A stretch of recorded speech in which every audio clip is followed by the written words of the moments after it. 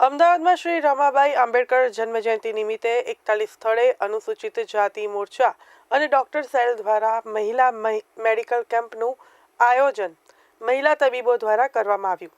તો મુખ્યમંત્રી ભૂપેન્દ્ર પટેલ દ્વારા શાહીબાગમાં મ્યુનિસિપલ શાળામાં મહિલા મેડિકલ કેમ્પનું ઉદ્ઘાટન કરવામાં આવ્યું. તો ભાજપ પ્રદેશ અનુસૂચિત જાતિ મોરચા તેમજ મેડિકલ સેલ દ્વારા આયોજન કરાયું.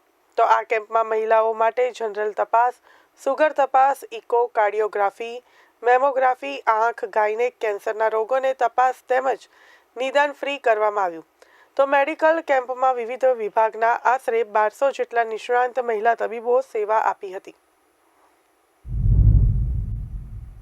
સીએમ સાહેબે આજે જે કાર્યક્રમનું ઇનોગ્યુરેશન કર્યું છે એના થકી અમે લગભગ 1500 થી 2000 ડોક્ટર બહેનો દ્વારા આખો કાર્યક્રમ ગુજરાતમાં કરવાના છે. જેમાં એક સ્થળ ઉપર અમે ઓછામાં ઓછી 1000 થી 1500 બહેનો, કોઈ જગ્યાએ તો 2 થી 1000 થી રજીસ્ટ્રેશન થયેલું છે.